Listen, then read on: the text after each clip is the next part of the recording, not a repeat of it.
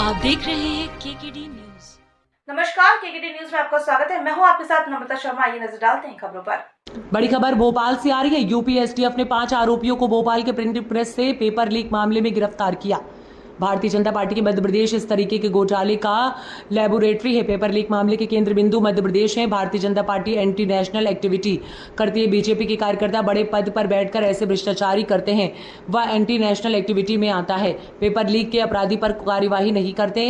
Doctor Joshi पद पर बैठे हैं, उन्हें हटाया नहीं गया। कांग्रेस के 2 विधायक राम निवास रावत और निर्मला स्प्रे ने इस्तीफा नहीं दिया है। सदन से पहले नेता प्रतिपक्ष विधानसभा अध्यक्ष को पत्र लिखकर कार्यवाही की मांग करेंगे।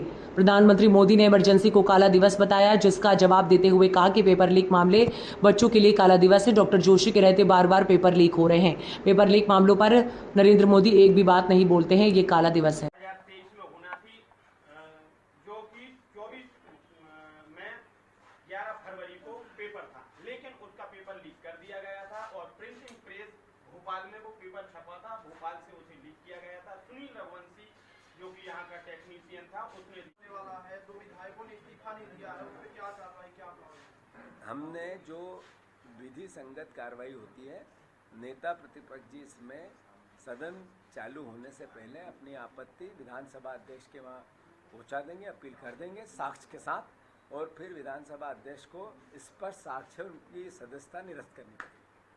प्रधानमंत्री ने कहा है कलंक का देखकर ऐसा दोबारा नहीं होने देंगे।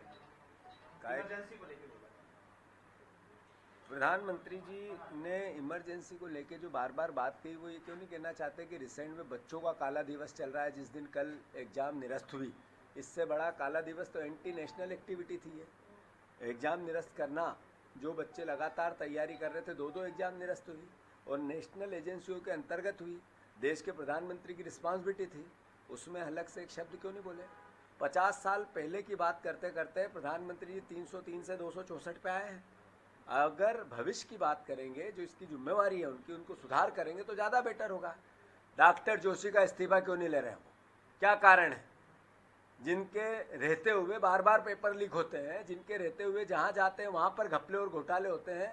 मध्य प्रदेश पीएससी के जब वो चेयरमैन थे तब भी हुए थे, वो छत्तीसगढ़ पीएससी के थे तब भी हुए थे, यूपीएससी के जब चेयरमैन रहे उस दौरान जितनी भी आईएएस और आईपीएस की एग्जाम, उनकी भी जांच होनी चाहिए और 1 मिनट भी उस व्यक्ति को उस पद पे नहीं रखना चाहिए। उस पर नरेंद्र मोदी एक शब्द क्यों नहीं बोलते हैं? यह है काला दिवस। धन्यवाद।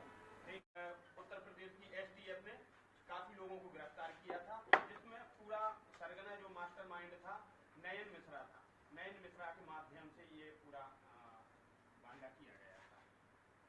जब राहुल जी ने 4 दिन पहले ये कहा कि मध्य प्रदेश इस तरह के अपराध का सबसे बड़ा भारतीय जनता पार्टी की एक तरह से लेबोरेटरी है, और जो 40 एग्जाम मध्य प्रदेश में हुए, भर्तियों की अलग या पीएससी की एग्जाम्स की इस तरह की गतिविधियां अगर कहीं से प्रारंभ हुई तो वो मध्य प्रदेश ही है। बार बार जो एबीवीपी के और बीजेपी के कार्यकर्ता के रूप में काम करने वाले लोगों को इस तरह के ठेके, जिम्मेवारियां या पदों पे बिठाया जाता है, तो स्वाभाविक रूप से इस तरह का क्राइम करने में Bharatiya Janata party anti national activity करती है। ये एबीवीपी का कार्यकर्ता अगर किसी पद पे बैठ गया, इन्हें बीजेपी के अनुवांशिक संगठन का कार्यकर्ता किसी पद पे बैठा और फिर पेपर लीक करता है, तो ये इस देश के भविष्य के लिए कुठाराघात करता है, उसके अंधकारमय करता है। तो ये एक तरह से एंटी नेशनल एक्टिविटी में आता है। नरेंद्र मोदी जी में थोड़ा सा भी ईमानदारी का आस हो, जिस तरीके से वो बच्चों से बात करते हैं, आत्मचिंतन के साथ ये समझाने की कोशिश करते हैं कि मनोबल गिरने मत देना, और बच्चों को मोटिवेट करते हैं एग्जाम्स से पहले।